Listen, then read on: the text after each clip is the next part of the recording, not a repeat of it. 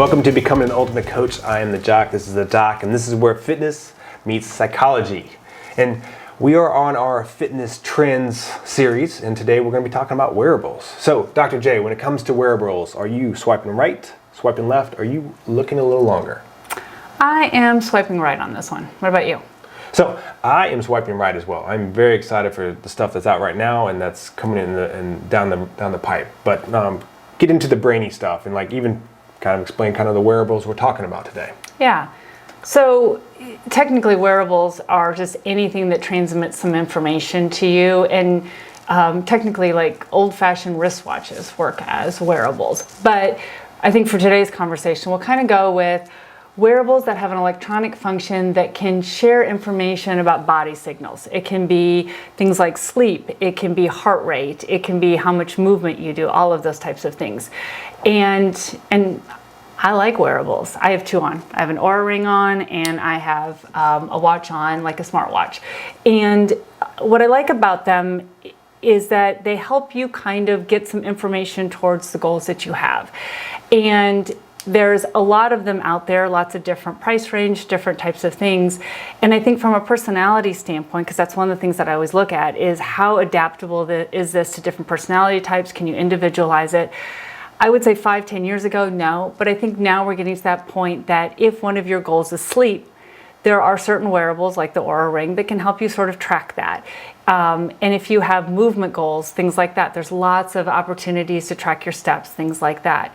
I think the big important thing from my perspective, kind of from that psychology perspective, is understanding yourself. If you're highly competitive and you're always looking at this wearable and you're starting to feel like, oh, I didn't hit yesterday's PR and I didn't get this, and you're starting to view it as something that you're chasing and that is never good enough and those types of things, then you may want to moderate that or think about why you're doing the wearable. If you just love to be competitive and you just like the numbers and you like sharing that with people, that's great. But if it's to help you inform and learn about different body signals, because, by and large, as you know, we're all not very good at recalling things like the accuracy of what we eat, the macros, how much sleep we had.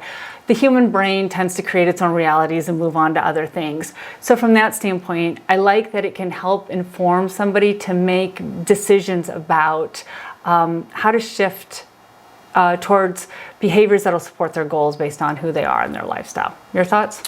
So I said swipe right, and I'm still sticking with that, but here's a few of my cons to it at our current moment.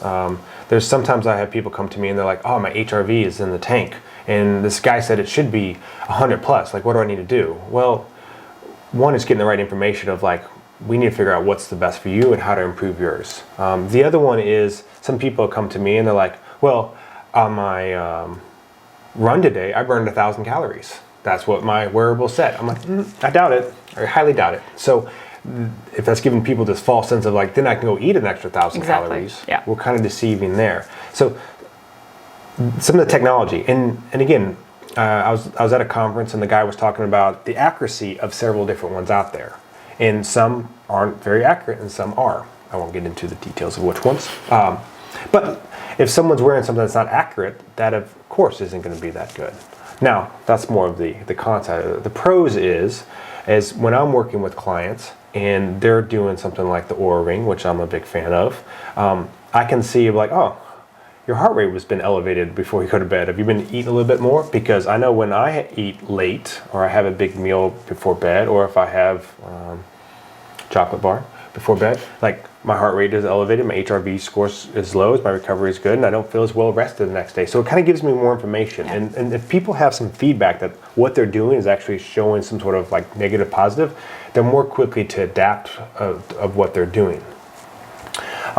So it can give me good information as a coach. Now the other part as being a coach is I need to be able to give some information for that.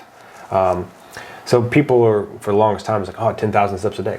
There's nothing special about 10,000 steps a day. If someone is okay with tracking steps and they have the wearable that does that, it might be just improving where they're at. So many people I work with that work from home, they might get 1,500 steps in a day.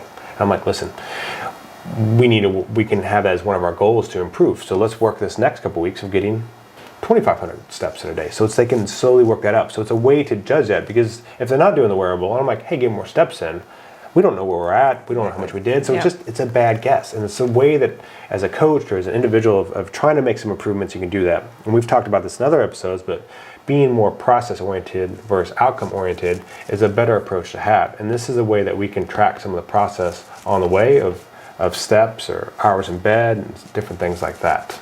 Yeah.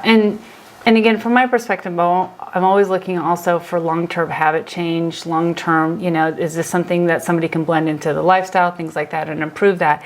And just like we kind of coach people with a scale to look at changes of the weight and not get stuck on a specific number, I think the wearables really serve that same purpose. Because when people come and say, I put on weight and I'm more tired and maybe it's some biological function that's not working, it might be, but it also, if we have long-term tracking on this, I can look back and go, wow, I haven't been getting as much sleep and I haven't been moving as much, and I haven't been like, oh, maybe I need to get those back where they were or move that needle a little bit, and then kind of see, am I still having the same symptoms or results that I was concerned about, or might those be factors? Because otherwise it's just really hard to look at.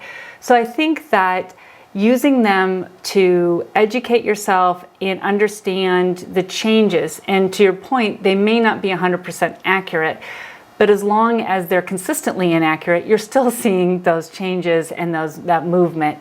And so, and I also like it from a self-agency standpoint. And in other words, it's my body, I'm looking at my measures, and I have some information, conversation that I can add to the mix to determine what is good for me, as opposed to I can only go to my trainer or I can only go to my medical doctor and they tell me what I have to do. I'm part of the conversation and I have a little bit more information. Thoughts? Yeah, as a trainer, I'm looking, okay, short-term, long-term results, is this going to improve it?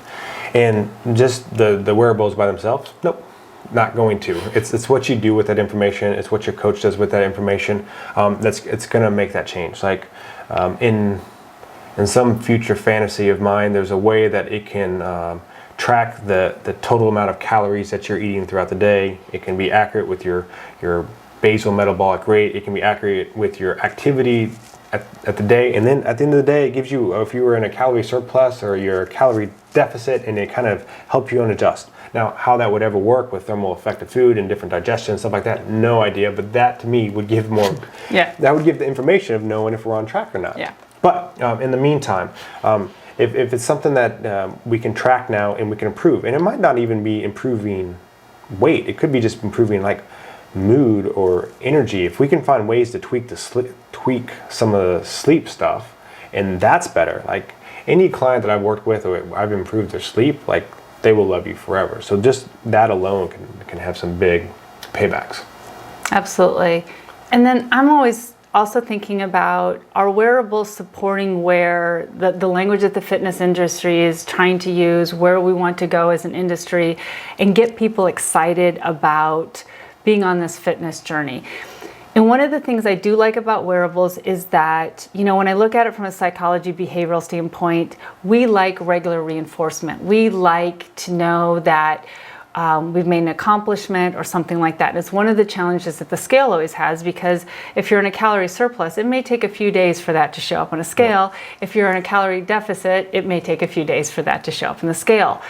But if I had a goal to even increase my steps by 100 steps today, I can see that I made that. I can celebrate that. And it really supports that process goal, and that it is a lifelong journey of health and wellness and fitness.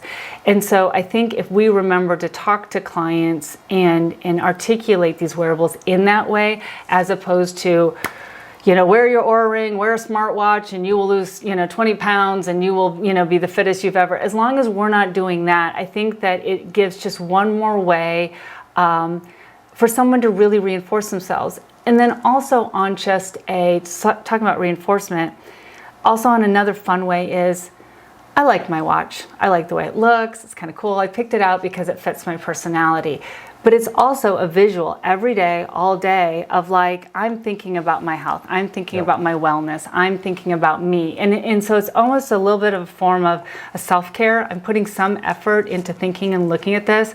And I'm a big proponent of people doing more self-care and feeling really good about that. And so demonstrating it is also not a bad thing. I'm sharing with people I care about, my friends, family, like this is important to me. And so therefore I'm wearing this or using this. And one of the last parts I want to dive into, and this is really what I've learned from you, is this not only individual, but matching up the personality. Like I wear the Oura Ring at night because I'm trying to improve the sleep, but I don't wear it throughout the day because I don't care my steps. It's not going to move the marker. I'm not going to take more steps. I'm not trying to lose weight in that regards. So really making sure that you're matching that device with the right person and matching those changes off of what they're currently doing. There's no set, this is what exactly how much sleep you should have, or your HRV, or all these different things. It's figuring out where someone's baseline is and slowly moving that forward. So then we can get some good results. Yeah. So we want to hear from you when it comes to wearables. You swiping right, you swiping left, or are you going to look at it a little longer?